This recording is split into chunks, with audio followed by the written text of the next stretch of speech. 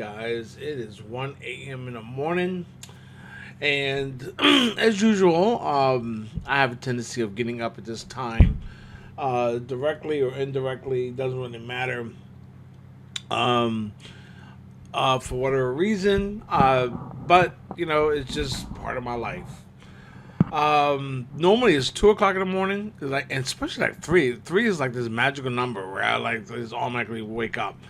Um, and a lot of times at 3 o'clock, especially at 4 o'clock, that is the start of my day anyway. So, so no harm done. But nonetheless, I'll stay up and then I'll go back to bed and wake up around 7:30 to start my work day. But that's just the way it is. You go with the flow, and as long as my concentration stays valid and solid, I'm good. So, nonetheless, okay. So let's continue on with OSPF. And one of the things that I want to rectify is the comment that I normally will say that I don't care. Okay?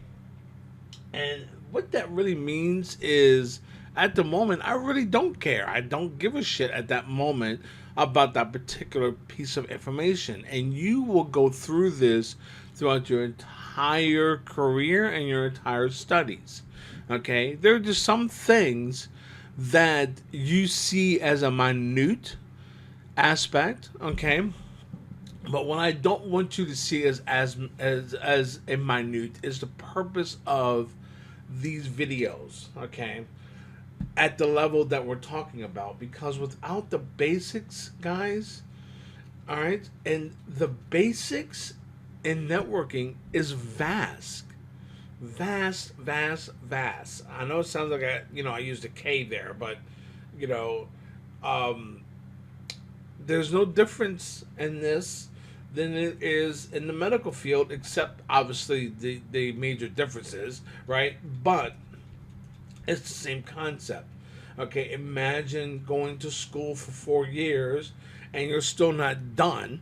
You got another 2 years of this and another 2 years of that, 8 years of studying, okay, before you can even consider yourself of being validated to even take the exam to become a doctor. Okay, it's the same concept. Okay, except the fact that there's many different levels of the medical field than there is the networking field. Okay, so and that's with any field out there.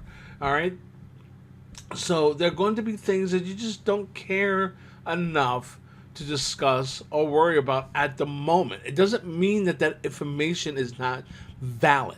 When you have a question, okay, that I'm not clarifying in my lecture, go do the research. This is your job.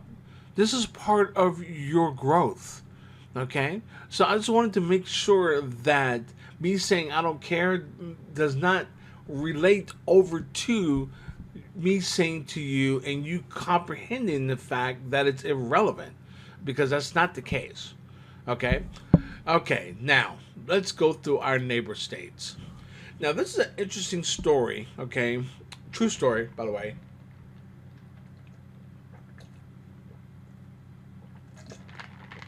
Sorry. uh, I am sipping on my coconut water. But, okay, OSPF, okay, besides the compilation the complexity of BGP in its core, OSPF is a very large routing protocol. Okay, and the concepts just keep on coming and keep on coming. Now, true story. I'm sitting in college. Okay, this is when I was going to ITT, trying to figure out what I was going to be doing in my life, as I was trying to change careers. And when I started networking, I was still at ITT before I left. and I left because during the time there, I figured out what my path was going to be, which really what was the purpose of me going there, to not waste time of me sitting around, chewing on my nails, saying, "What am I going to do in my life?" I figured I would go to school while doing so. Okay, and once I found my path, which was Cisco, that consumed all my time. I didn't have time for school, so now I was my I was my school. So now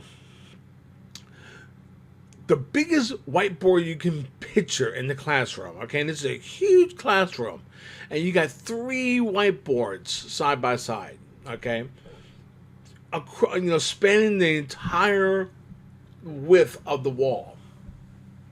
Okay, and you can imagine this is like one of the largest. It's not it's not a professor room where you have like stadium seating, but it's still it was a large classroom. So these large whiteboards, and you can picture them as chalkboards, right? The big ones you saw in school, and three of them side by side. I had all three of them filled to the brim with information going over OSPF. Okay, and the reason why was because this thing right here is what you're looking at. Okay, is one of the things that filled up one of the boards. Okay. Now, downstate. When you do a show IP OSPF neighbors, like we did a show IP EIGRP neighbors, okay, you're going to have states that are up and running, that are stuck in, or has completed its process. Okay. And some of them you can see. Okay, now downstate. This means there's no information. There's no hellos. You configured OSPF on the interface. The interface is enabled for OSPF, but there's no hellos that have been received from its neighbor. Okay, so we're in downstate. Show IP OSPF neighbors, and you will see down as a state. Okay, now attempt. This state is only valid for manual configuration, okay? Meaning that you would actually use, under the OSPF, router OSPF process, the neighbor command, okay? All right? And as we're sending unicast, not multicast or broadcast messages, as we're sending unicast messages to our neighbor, okay, this is our attempt. We're sending hellos and we're expecting hellos back. So we are attempting to form a adjacency. Okay? Now, the init state or the initiation state. This state specifies that the router has received a hello packet from its neighbor. Okay? But the receiving router IDs have not or was not included in the hello packet. Okay? This is the initialization. Okay? Now, for an exam purpose, every one of these states, okay, are crucial, all right, for you to understand. From an engineering perspective, they're just as important, but you're going to have documentation like I have here, okay, all right, which obviously the MBMA is is symbolized as a link. So obviously I just copied this off a website. Okay, but, and of course, whenever I copy things out of a website, whatever is written here is normally like 5 times longer. All right, so I have added out the stuff that I didn't feel was important. Okay, so, all right, as an engineer, you need to go through each one of these steps to make sure OSPF has formed an adjacency. You see, EIGRP is a very fast protocol, and its neighbor relationship and adjacency, it's so easy. It's so fast. Okay, OSPF has levels that it needs to go through. Okay, like the two-way state. All right, this state designates that bidirectional communication, like we did with our pings, right, has been established between two routers. Each router has seen each other's hello packets. Okay? Stop. Okay, that's where we're going to stop. I'm not going to go any farther because that information there, that as we go farther, is what you would need to understand from an engineer's perspective to go deeper into it. Now, if you're doing an exam or a CCIE lab, yeah, we need to go farther, okay, and discuss those things. But again, we're just learning this, okay, all right. So like anything, we don't just go balls to the wall, all right, and just do it all right, and expecting you to learn it, okay? That goes back to like boot camps, all right? There's nothing you're going to learn in a 6-day period, okay, that you did not spend months of studying for, okay, or going over your labs are in a 6-month period, okay? You're just not going to obtain that much information in 6 days. It's too much, okay? And expecting you to do so will mean that your brain is functioning as a really transistor CPU. It's just not possible, okay? So, two-way state is going to be kind of like your common states, okay? All right, so let's go a little bit farther. On a broadcast medium or in non-broadcast multi-access networks, a router becomes full only when the designated router and the backup designated router, okay, it stays in two-way state with all other neighbors. Okay, so that's kind of important, right? So is that necessary to understand? Well, yes. Okay, for two reasons. One, all right, I didn't delete it. All right, so that should tell you that it's really important. Okay, all right. And it also tells you that this is going to be a common thing to see. So when you see something in a two-way state, it doesn't mean that it's not functioning. Okay, all right. Now, your next one is going to be your X start. Okay, all right. Once the DR and BDR are elected, the actual process of exchanging link state information can start between the routers and their DR and BDRs. In this state, the router and their DR BDR establishes a master slave relationship and choose the initial sequence numbers of adjacent information. The router with the higher router ID becomes the master and starts the exchange. Okay. That doesn't tell us why we're in an X start state. Okay. So, all right, this is where we would actually go to Google or Cisco documentation to say why we're in X start state. So let's go take a look real quick.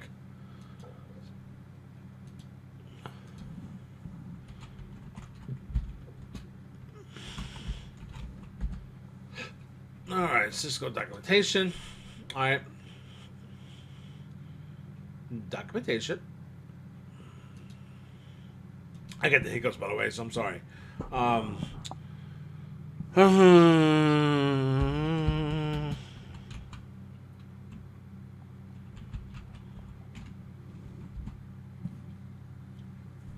Okay, did I spell it right?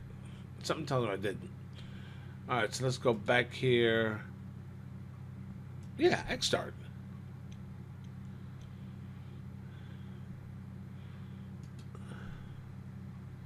Oh my God, guys! I just want to talk about OSPF.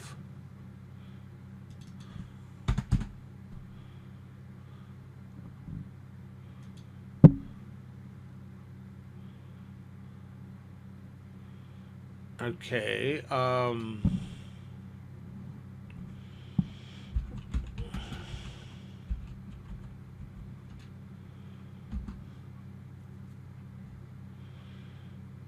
Okay, so I guess we're not going to get it from there with a sense of ease. OSPS X start.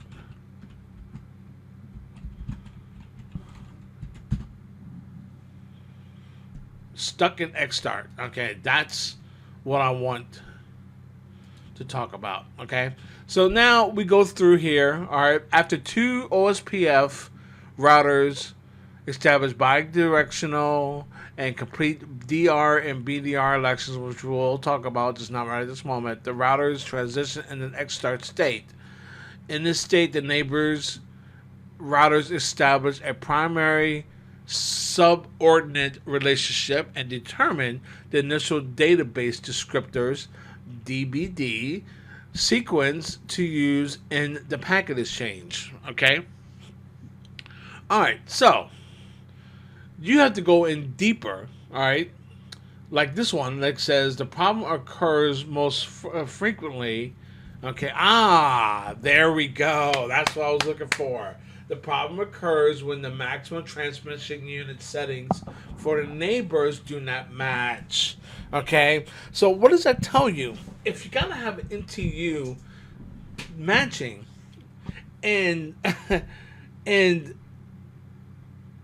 it doesn't form a relationship, but yet it does form halfway, but doesn't complete the form. Does that make sense? Because from your aspect, you're like, oh man, all right, it's starting. Okay, it's going to come up, and then all of a sudden it gets stuck. All right, at this stage, the adjacency is not complete. Okay, all right, and through the hello packets, which means we might have bidirectional communication. Okay, our BDR and DR elections might be established. Okay, but we cannot continue on. And now you will see in the show IP OSPF neighbor relationships underneath that status, you will see the output tell you X start. Okay, and it'll be stuck in that state. Check your MTL. Okay, all right, and this was the information I was looking for. All right, now we try to do it through Cisco docs. Okay, and I'm gonna tell you, most of the time I can't do that, even though we're on a Cisco page. Okay, trying to get to this page through Cisco docs. Okay, especially the way Cisco constantly changes how their documentation is viewed in a lot of ways, as far as, you know, putting categories here and there. And a lot of times you'll click on something and it'll say, well, this link is no longer valid, let me redirect you, and it's broken. Okay, so your redirect doesn't go to a valid link. So that happens a lot too. Okay, so this is something that could be a common thing that you see. And a lot of engineers get stuck on this. They don't know what to do. Okay, so they go through and they clear the IP OSPF process. Okay, all right, and what that does is it tears down the neighbor relationship and brings up a new one. Okay, all right, this is a clear command. All right, so now the most important thing is the loading stage as well. Okay, all right, and this is when routers send link state request packets. Okay, and what it's asking for is, hey, you know, I'm adjacent to you, but I mean, where's my database? Okay, if we're in the same area and we're all sharing the same database, where's mine? Okay, so that's what it's doing. It's loading the actual database information. Okay, so it complete its adjacency. All right, and once that's done, then you'll finally see the neighbor adjacency pop up in your console parser or your terminal window. Okay, all right, and then at that point, it becomes in full status. Okay? All right? Your databases have been exchanged. Your LSAs have been exchanged. Okay? Remember our link state advertisements? Okay? And we are fully synchronized. And our neighbor relationship pops up. Okay? Okay? Now, you also got to understand one important thing. Your routers achieve the full state with their DRs and BDRs only. Okay? That means if I have 40 routers in my domain, only 2 of them are going to be in 4 state. The other ones are going to be in 2-way state.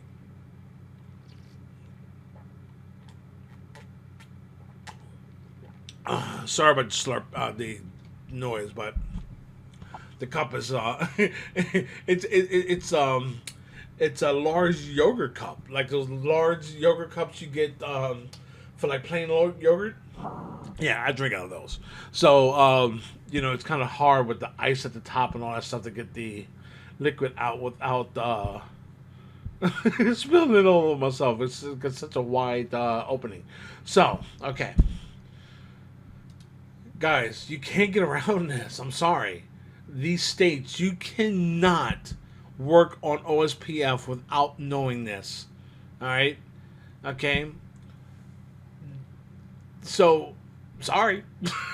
Hey, I'm sorry, but I'm not really sorry because I went through it.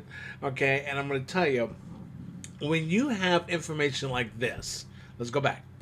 When you have stuff like this is just neighbor relationships. Okay? Think about what we talked about already. All right? All this stuff over here. All right? Okay? All this that we got to worry about. These states. Okay? All right? And now this. Okay? And this is just our second video. So, and with OSPF, okay, it just keeps on coming. All right, the information just keeps on coming. Okay, the only more difficult protocol that you're going to deal with besides OSPF, as far as a complexity aspect, is the BGP when you get, especially when you get deep in the MPLS. Okay, which I don't do because I'm not a service provider guy. Okay, I'm large enterprise. So, which you know what, we need to do a video on that. Okay, to talk about those differences because that's kind of something that's important. So, all right. Okay, so the most important thing is, why do we need DR and BDRs? Okay, all right. So we're gonna have to go here because I don't have that information here, and this is from a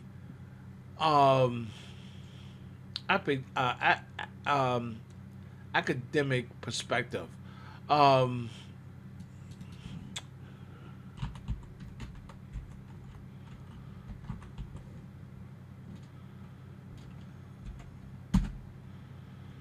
Okay.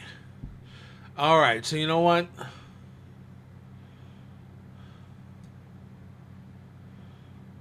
Let's copy this and let's update this.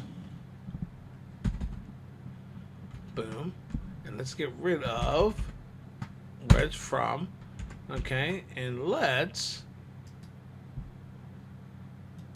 That is not 24. That's better. Okay. So now, the designated router, okay, which is a DR, and the backup designated router, which is a BDR, are elected on multi-access networks like Ethernet for simplifying router updates. Okay, so now that doesn't give me the whole information.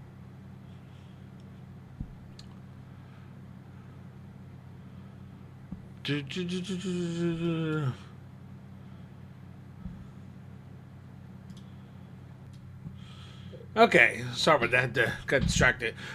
So nonetheless, there is something. See, doing the research while you're watching me do the research is easy because, from my perspective anyway, because I know what I'm looking for. Okay, all right. And there's a certain specific wording that I'm looking for as far as what the DR and BDRs do. Now, okay, just like of the MTU information, that's what I was looking for. Okay, but so it makes it a lot easier. During your time, you're gonna have to read paragraphs and paragraphs of information before you get the information you're looking for. As a matter of fact, you don't know what the hell you're looking for. So,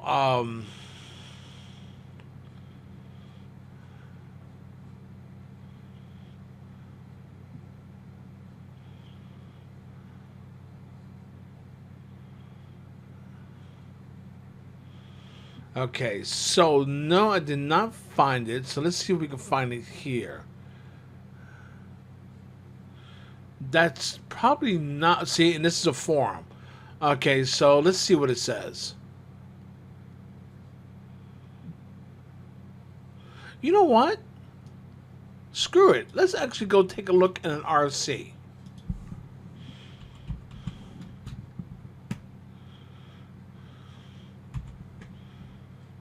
I already copied that part. Damn it. Okay, so let's do this again.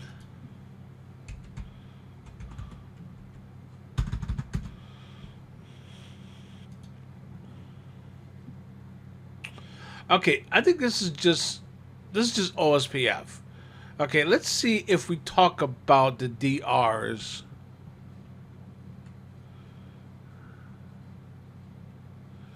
All right, so la, la, la, la, la, la, la, la, la, la, la. Yeah, okay, so you've never seen an RFC before, okay, and that's okay. But this is an RFC, all right, and in its core, okay, look at all these sections, okay, all right, so DR election has to be in here somewhere. So,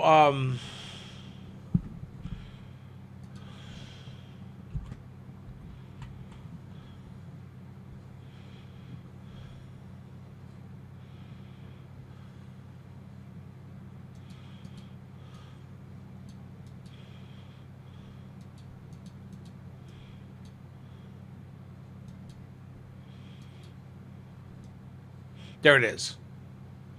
Each broadcast and non-NBA networks have at least two attached routers as a designated router. The designated router, that's the information I was looking for. Okay, the designated router. Okay, so let's first of all let's copy this. All right, and let's go ahead and edit what we don't need. Okay, now this is what we don't need. Okay, and let's go ahead and make this 24. Okay, let's take that back down to 11. Okay, so you know what? What's going on here? Okay.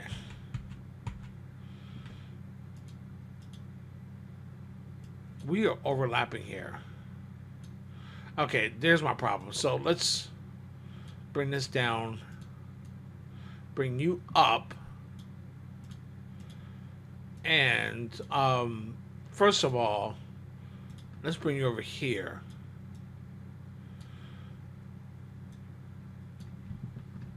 There we go. All right, now let's make this 24.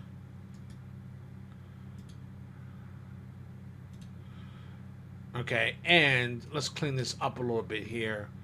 All right, and what happened? Let's extend this out a little bit. Okay, get rid of this.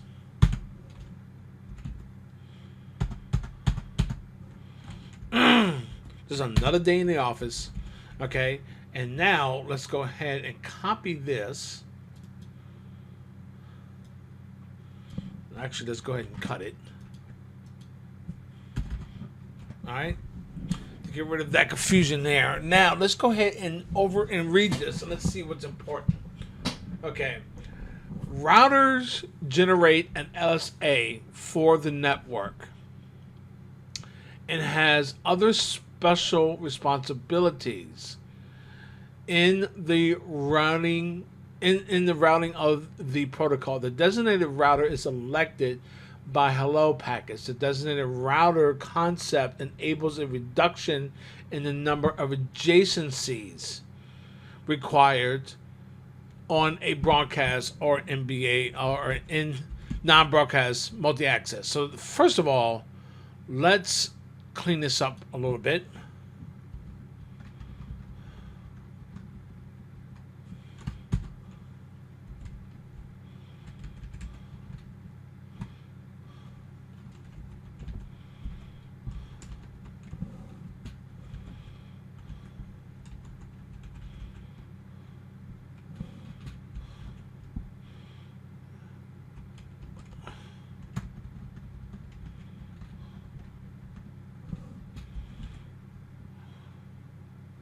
Yeah, I'm doing this and recording it so you can see how tedious this can be.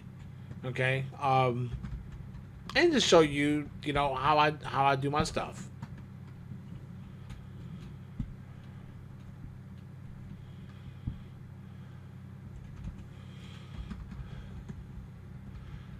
Okay, all right. Now, as an engineer or as a studying candidate, okay, these are the things you're going to do. You want to be specific on what you're talking about. So now, look, so the designated router, okay, and now this gets put into there. Router generates an LSA for the network and has other responsibilities. Okay, so first of all,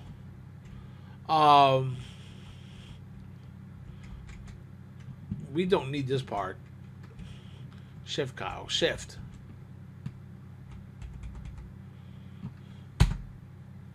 All right, the designated router is elected by hello packets. Okay. I don't need. I guess that's important. I guess. The designated router concepts. Okay, so these are different points here.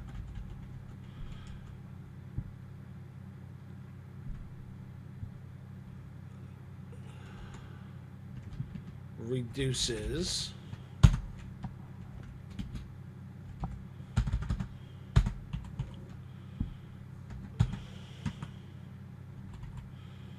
Reduces.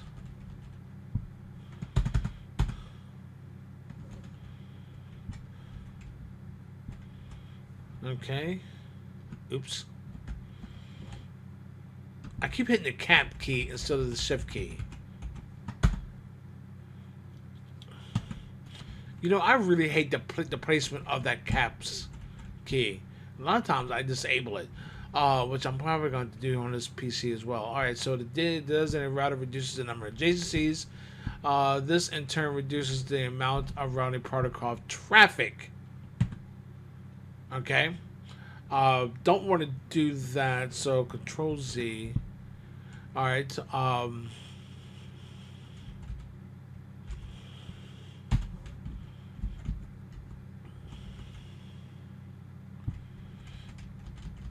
Okay, no, let's do this.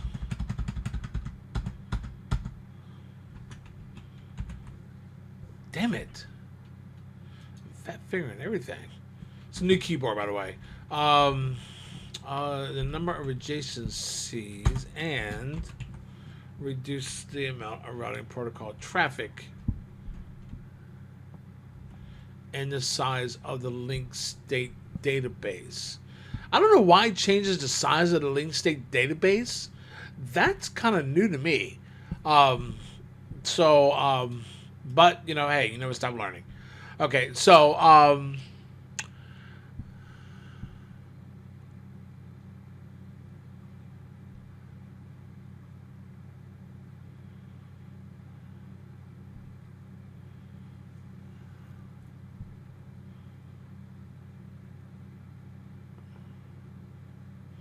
I feel like I'm missing something with, and you know what's funny? I should have did a better job with this aspect. But back then when I created this this documentation in OneNote, I had all the information embedded in my brain. So I didn't have to have that information written out. But like I said, this is a new type of thing that I'm doing here. So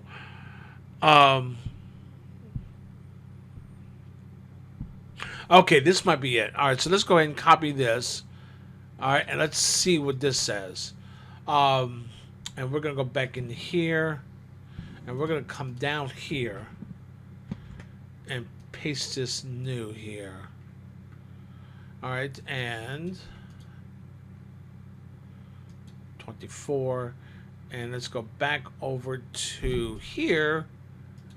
Make sure that it is a the that belongs here. Stretch this out.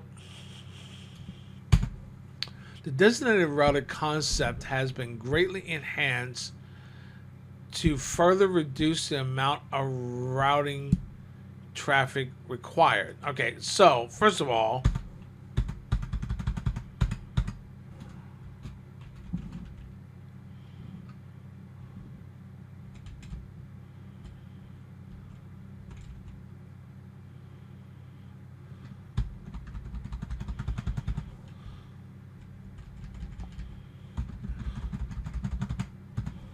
reduces the amount of routing traffic required.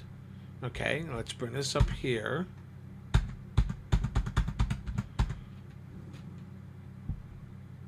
Multicast capabilities are utilized for additional routing bandwidth reduction. That's actually kind of important. An area routing scheme has been developed enabling. Okay, yeah, I don't need that.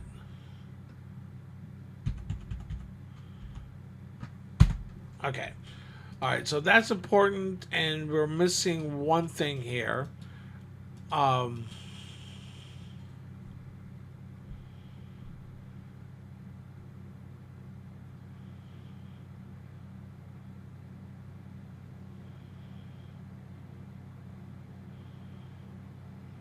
You know what? I don't think I'm going to find it. Let's go back up here real quick.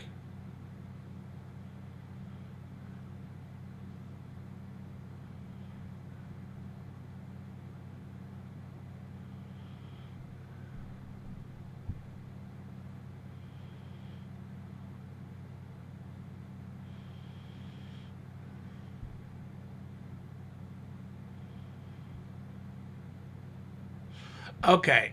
I guess that this is what it's saying without holding my hand and being very childlike explanation, which is what I love to have. And I'm just not getting it. But the designated router generates an LSA. So think about it from this perspective. So let's go back to this. We have all these routers, 1, 2, 3, 4, 5, 6 in area 0. Okay? Give me 1 second. Make sure I didn't hit the mute button.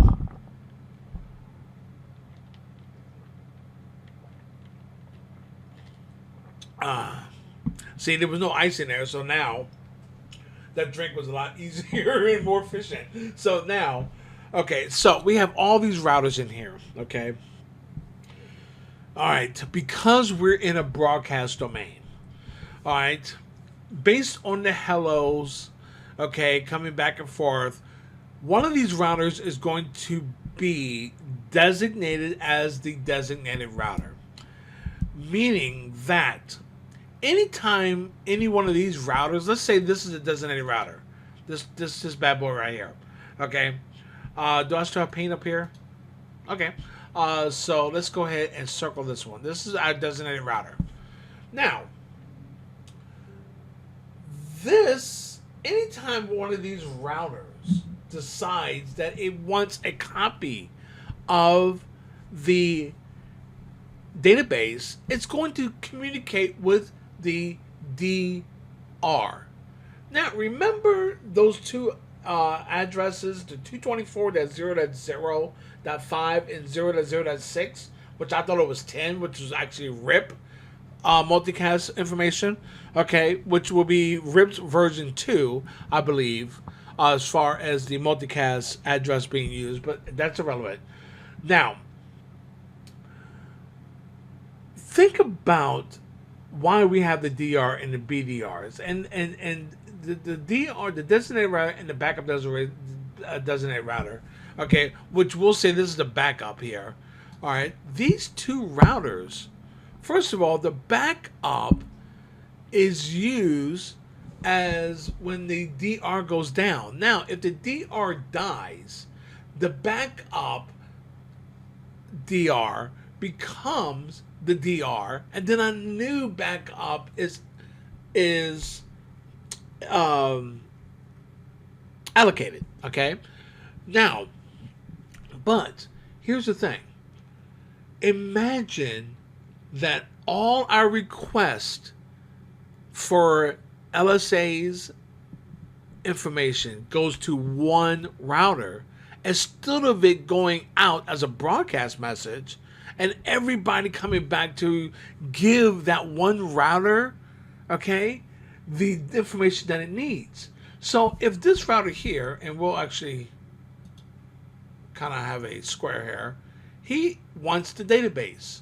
So instead of sending it as a broadcast where it'll hit every router and then every router responds back to this router, all right, imagine you're having 50 routers in this domain. Can you imagine the bandwidth it would take for that to occur?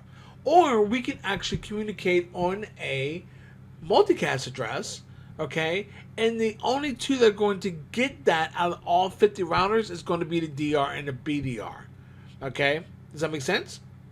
All right, now, I don't know if it just goes to the DR or it goes to both of them. Again, that information is irrelevant. All right, if I really wanted to understand that, I would actually go deeper in the concept of how the DR and the BDR communicates, okay? But that's not what we're doing here. We are actually going through the basics of this.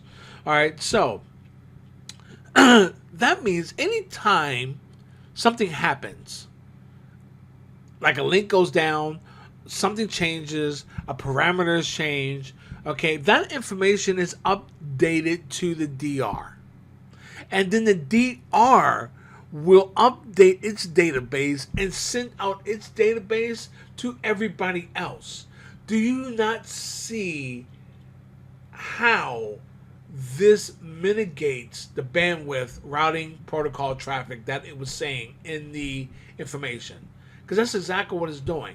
Because if I have one DR sending a message to 50 routers, I don't have 50 routers sending 50 messages back and forth so it can respond to every router.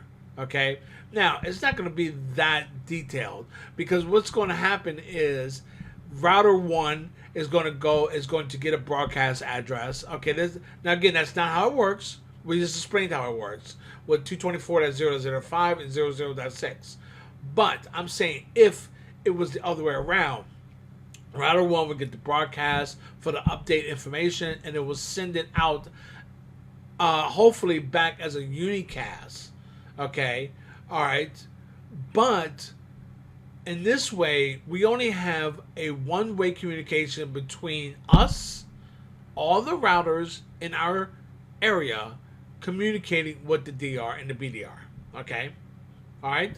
Now, there is a way to figure out, okay, and that would be to actually do a debug command, all right, on the actual router that we're making a change to link, change the information, and listen to the pack or watch the debug information to find out what address it sends it to. So if it sends it out to 224.0.0.5 and 00.6, you know that it is updating them both. Okay? All right? And that's okay, because we only have that communication between the DR and the actual routers. Now, okay, that is the purpose of the designated router and the backup designated router. Okay? So, as you can see, OSPF uses 224.0.0.6 to send the information to the DR DR sends out updates to 224.0.0.5 to all routers. So I was incorrect on that statement. Okay. All right. 224.0.0.5 is the all routers information. So that means you're going to be just communicating with the DR. The BDR is there just to become the DR once the DR dies. Okay. Or it's inaccessible. So there we go. Okay. Being wrong is just the way things are. Okay. Your concept of what you understand today may not be tomorrow. Okay. All right. And that's just the way it is because that's the way your brain works. So, as long as you get to the correct information, that part is fine. Okay. And there's no shame in saying, shit, I was wrong. Okay. And just don't be wrong tomorrow. All right. Remember your mistake. Learn from your mistakes. Okay. So, nonetheless, all right. Hang on for a second.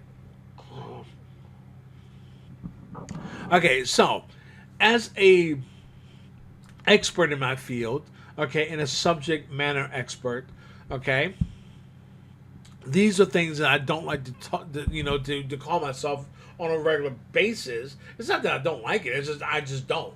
Okay, but these are what we are at some level in our career. Okay, and if I, as a subject matter expert, okay, teaching this stuff to you, if I'm okay with being wrong, then you should at some point become have that attribute of your personality. Okay, you get the reason why I'm the way I am as far as that aspect, and just like anybody else.